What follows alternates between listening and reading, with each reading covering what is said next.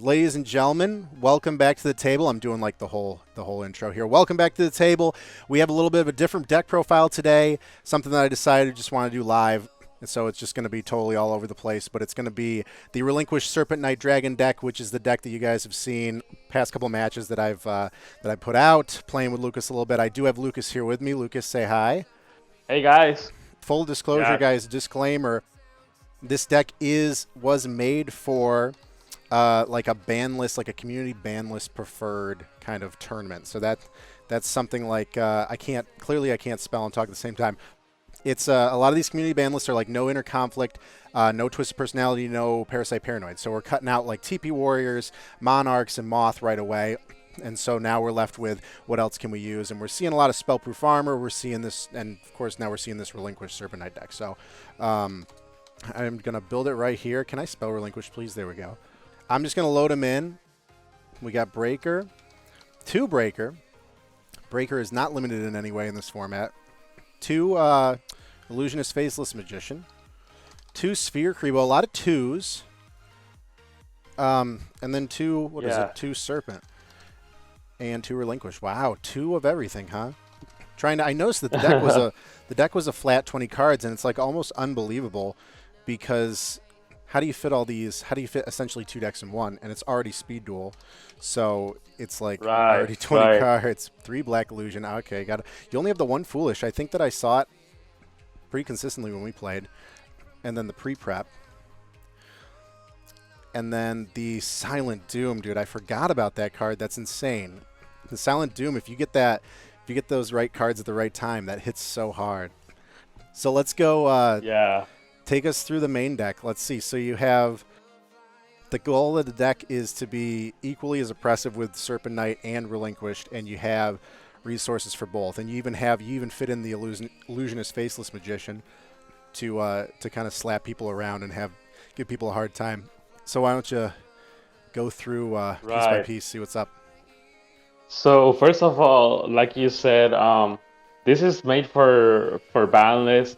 I actually made the deck for regular speed duel, and since Serpent Night Dragon has been my favorite card since 2004, I decided to play it on banlist. I didn't know it was gonna be this good, because it's a deck that bricks on paper, and but yeah, I want to give credit to this player named Laxi, because he was the one who started with the Silent Doom on Serpent Knight. But I got this mentality at the early format when the Battle City box was revealed that pre-prep would make Relinquish an engine that could be splashed in many decks. And one of the first decks that I thought was Serpent Night Dragon, because if you can see the synergy, like for example, Foolish Burial, you can either dump Serpent Night Dragon for the Silent Doom, or you can dump an Illusionist Yeah. for the combo, or you can even dump Fear Karibo. That's how the idea came to be. And so as you notice, I played 2 of each, and that's really because you really need every monster card that was listed. And how do you fit each of these in a 20 card deck? That's the main issue. So I just decided to run 2 of each, and then just play with the rely on the pre-prep for the combo starter. Just like Union players, they rely on a Hangar for their starter. I rely on pre-prep, but I also have a Foolish. I'm And surprised you the have the reason I one. played, I'm surprised you have the 1 yeah, Foolish. It seemed like you had more than one. yeah, I probably had more than one when we played, but I decided to cut it because the problem with Foolish is that it's a really good card if you play it, but once you play your first Foolish, there's no value to it.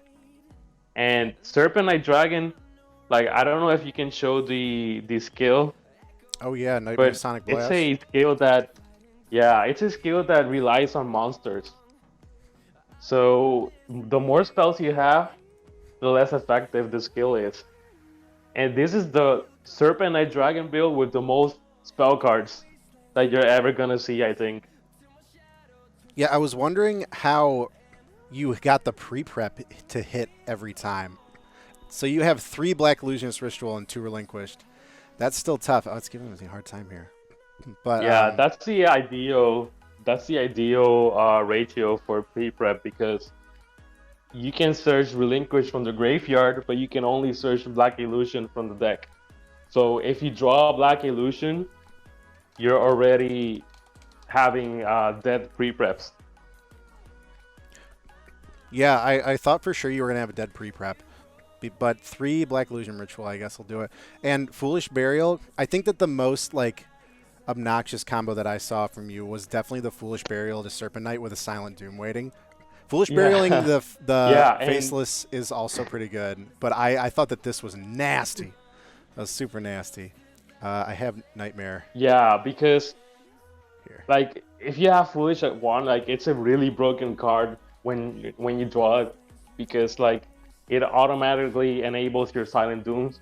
And there's been a lot of games where I just open those 2 cards, and that automatically starts my combos because with the Serpent skill, I just search for pre-prep and it goes downhill from there. So the primary skill is Nightmare Sonic Blast, so you have to rely on fusioning Relinquish fairly, which is but you have the Sphere Creebos because like I would when we played in our matches, I went in just not trying to play around Sphere Creebo, and then you had it in the grave already for the banish. So that makes it a little easier, like how traditional Relinquish players were doing it before we got like I think it was the Pegasus skill in Match the Millennium, and then Yeah, the Faceless Magician's just a great addition. Just keeps super pressure, and then the 2 Breaker, and I'll be able to add to the side here once this thing stops spinning. Actually, maybe I can now. The 2 Breaker, it's just the best staple and good magic removal. That's your thought process there. yeah. I think like the reason I have Breaker, like if you think about counters for the deck, the first counter that comes into mind is either Floodgate Trap Hole or Book of Moon.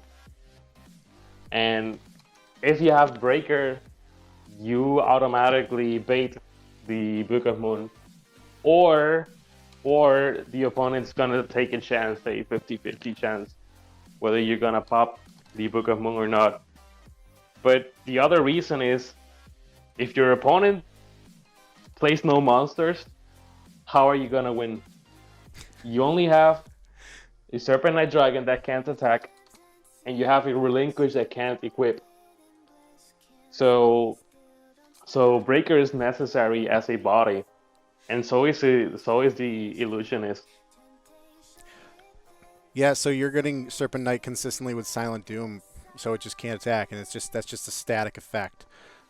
Because Right, before right. in Serpent Knight decks we saw like Tribute Doll and things like that, and it was a little extra work to get it out. But I think it would, however the combo was, because I never actually played that deck consistently when it was like Scars of Battle.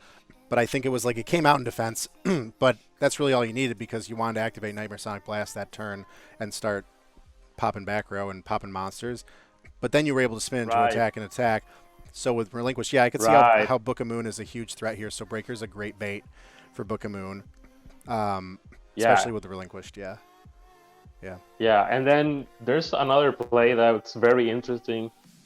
The Illusionist has also some kind of synergy with Serpent Knight as a whole because there's been plays where I just tribute summon. I just sacrifice Illusionist and then I summon Serpent Night Dragon. Like I have to yeah. sacrifice 2, of course, but if Illusionist goes to the graveyard, you automatically bring a Relinquish. So there's been plays where I just tribute summon Serpent Night Dragon and then special summon Relinquish from the graveyard. And that's just like too much. That is, I was lucky enough to not see that where it's like you got Serpent Knight working, and you have the Relinquished loop working. That's like that's so insane to me. Yeah, because Yeah, uh, like the thing is that once you do the Serpent Night Dragon effect, and you add free prep, like it's gonna go downhill from there. I think that even once when we play, because I was booking Serpent Knights. I don't think I ever booked a Relinquish actually, but I was booking the Serpent Knights as it came out to stop the blast. Similar to, I guess that's similar mindset to how you would book a breaker before it had a chance to pop something. Um, but it looks like, yeah, it looks like it didn't matter. There was good bait, and the breaker is just good bait. I don't think I booked a Relinquish, but I can see how that can be like super threatening. And then I think I saw you. Yeah. You were out of, you got booked, and I think you just like tributed two monsters for faceless just to Yeah. slap for. I think you attributed a Relinquished with no monster And attached to Relinquished. it, and like maybe a booked Serpent Right. Knight. It's ridiculous. I love it. Right. And there are places where you're forced to do that, to tribute a relinquish for a faceless, because like relinquish alone, like it's a card that's gonna be dead, and especially if you play against magnets where they can bounce your stuff. Um, so yeah, sometimes I do that play, but also because I need a body, like I need breaker to swing, but I also need the illusionist to swing if your opponent has no monster to take with the relinquished. Yeah, it's only 1,200 attack too. That's an uphill battle. But yeah, you do need, because at the end of the day, your biggest, what you're swinging with is going to be Relinquished and Faceless and Breaker. I suppose you Right. keep Breaker long enough. Ninjetti asked how the Relinquished matchup is, which I don't Okay, know. so How many Relinquished did you see in like a community ban list like this? A lot of people yeah, gravitate back to it. I played two relinquished. I'm going to explain, like, for example, the banlist format, for those who don't know, is a kind of slower format. So there's no unions, there's no moth, there's no conflict. So what we have are spellproof armor, we have warriors, we have relinquished, we have decks that rarely OTK you, or they need like some setup to win against you. And the thing about Serpent Knight is that it's sometimes it's inconsistent, but if I play in a slow format, I'm gonna have time to do my combos. And like it's the best combo I can do in the banlist format. It's just that I need time to set it up, or I need to be lucky. So that's why it was successful, and that's why I could beat every relinquished matchup, because they were slower than me. So, and I had two win conditions: the relinquished and the Serpent Night Dragon.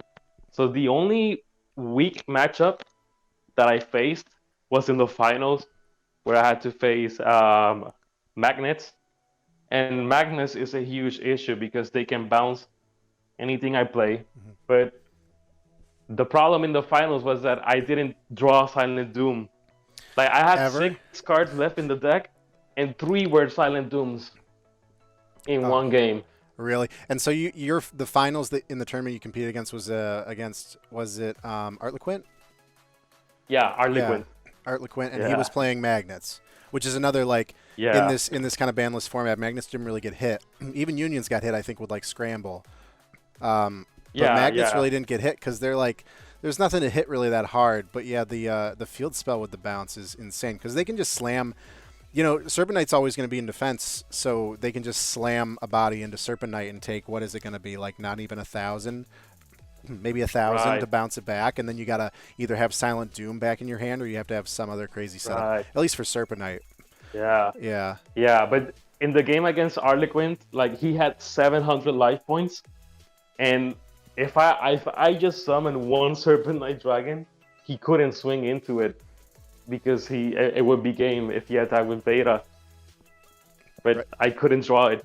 But it's fair, like, that's the downside of the deck. Like, you need some kind of RNG to pull it off. And Magnets is a very fast deck.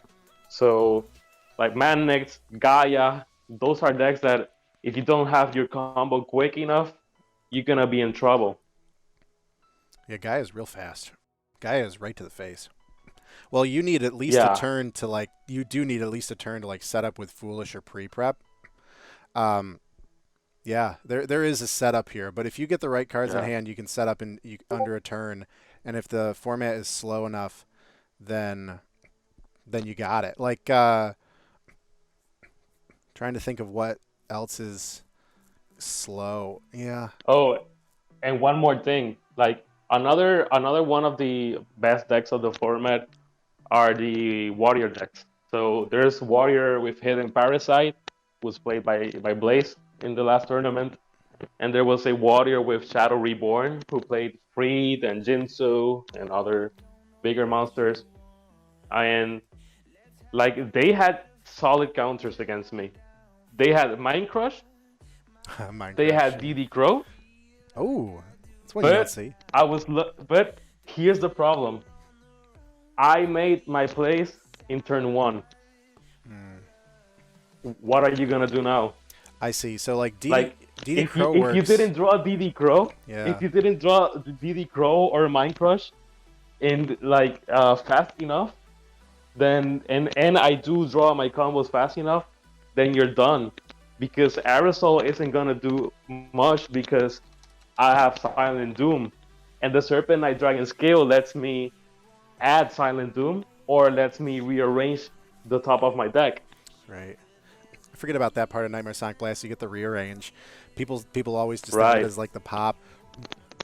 But yeah, DD Crow, Yeah. you'd have to. So you DD Crow either the Serpent Knight or like the Faceless to break the Relinquished loop. But yeah, Hidden Parasite. That's the Weevil skill that everyone used before Moth with Eradicating Aerosol just to wipe the board. But yeah, it's really not going to do you any good because you just have Silent Doom or Relinquished and Faceless just are friends, and they just keep playing with Right. each other. Yeah, I could see that. Like Warriors with Hidden Parasite is a very like attack from or like Scars of Battle, like slap fight deck. But yeah, this deck is Yeah. mean. There is a lot Yeah. going on So here. if yeah, and like at least Magnus is a deck that they have Metaverse, they have the skill to add another magnet, they have Delta to dump to the graveyard. So you're already deck cleaning, you're already adding cards. But Warrior, they only have reinforcement of the army. That's right. And then there was another matchup I played that was against Nikki. He had a copycat deck, which went almost undefeated, except against me. Copycat. But the problem was that his only plays were setting monsters. So the slower the deck is, the easier for the Serpent to beat it is. I don't know. It's just like I feel like the deck could go either way depending on what you draw. And like sometimes you could draw. I think I saw you lose a game just because you didn't really have you had pieces of both things, but you didn't really have like anything, which is like that's gonna happen. But Yeah, right. yeah, it's I guess it feels like if you played this deck, it's like, oh, I guess I'm playing Relinquish this game, or I guess I'm playing Serpent Knight this game. Yeah, exactly. And then, like you said, Exactly. sometimes you get like the beautiful moment where they both hit, which I could see it Right. happening. I could see it happen. Pre-prep makes it great in that regard. And Um, and the good thing about Relinquish is that it buys you time. So yeah, you didn't draw your Serpent combo, but at least with Relinquish, they're gonna have a hard time dealing with Relinquish and the Faceless loop. So that's gonna buy you time until you draw another pre-prep or the Silent Doom, or you can summon Serpent in any way. So that's a good thing about this deck.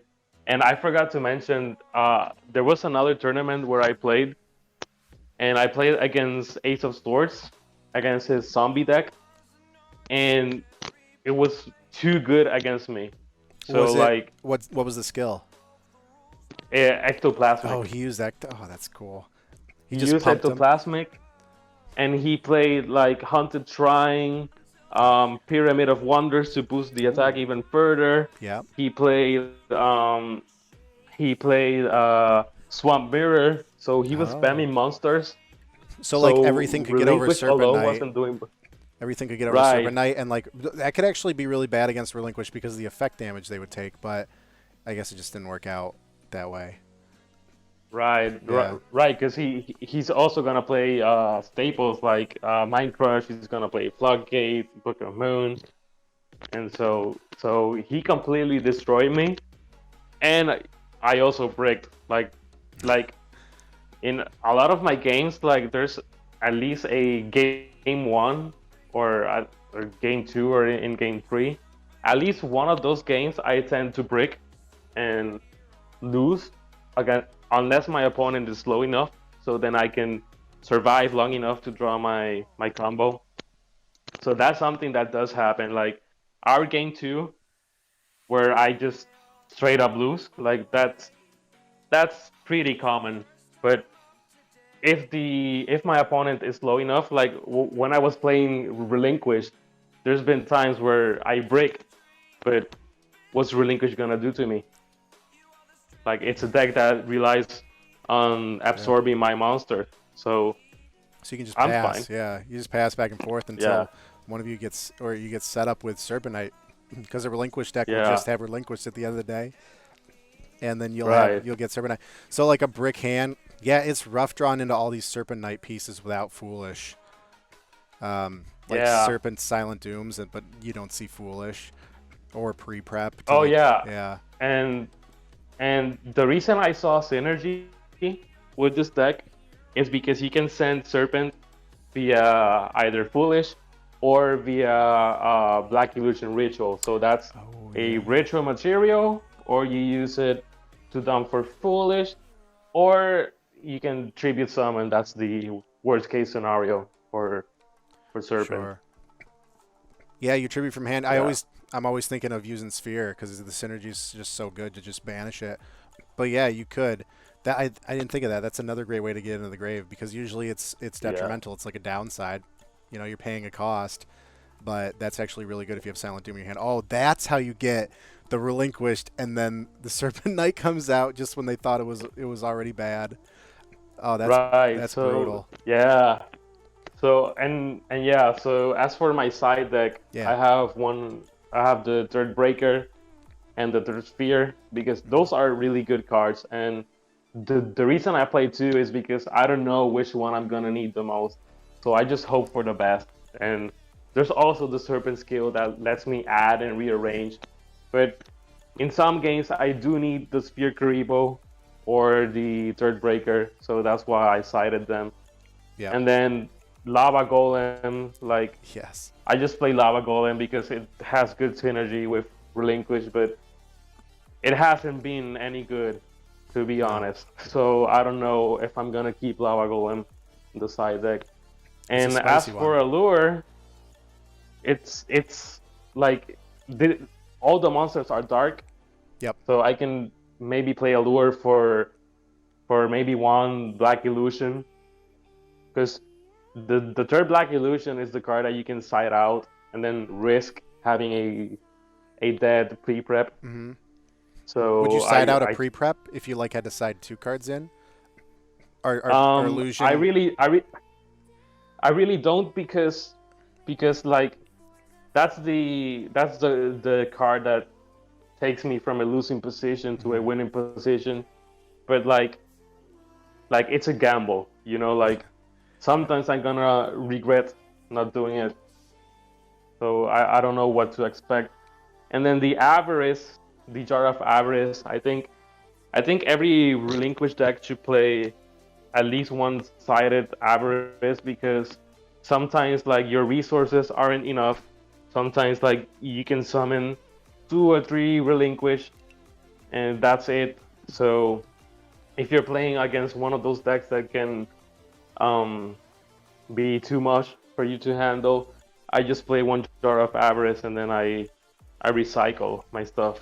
That makes sense. And then the Waking the Dragon because there's a breaker in the game, but mm-hmm. also because if I set Jar of Avarice, I'm gonna eat every back row hate. Yeah. So if you go to our game when you had Dust Tornado, Yep. like as soon as I set any card, you're gonna want to use your Dust Tornado because it's been dead all game. Yeah, I was really just waiting for Relinquish, to try and use it that way. But I remember I kept the Jinzo in, I think, for game 2. Or no, I definitely had Jinzo in game Yeah, 1. And then I was like, why? Wait, why am I using this? Have I ever seen him set anything? It's like he can't have any room. And then literally I take it out and then you set and use Jar of Avarice. But I mean, Jar of Avarice, right. it's not the most threatening thing to stop you from doing. I mean, the draw card is rough, but I don't think. Did you side Waking against me? Because I think I had 3 Breaker. Uh, No, no, no, no, it no. was I think spellproof. Yeah, it was spellproof. yeah, I think I did inside Waking because um I was expecting to play Waking when I see a lot of back row hate because I expect people to side out the back row hate in game 2. So, but since because magnets is a problem, and how you counter magnets in banlist is with back row hate.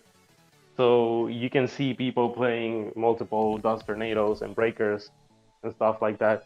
So yeah, maybe Waking is not the best card. I really haven't sided it against anyone except Nightblader, and then he didn't fall for it. So Oh, okay. Yeah, yeah, Waking's always in everybody's side there.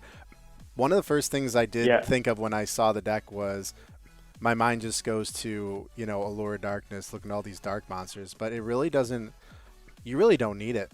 I don't think, because everything pre-prep gets you cards, Foolish gets you set up. There's really no, unless you just solid brick, you really don't need it. I don't right. think, yeah. Yeah, and I feel like you do need every single monster. Hmm. Like maybe the second Serpent Night Dragon, you won't need it sometimes, but like I said, sometimes you need to tribute summon a faceless just to just to get a relinquish from the graveyard. So even the second Serpent Night Dragon can have value. So that's why I only side one allure. But like someone else can figure out a build with allure. I don't know. Right.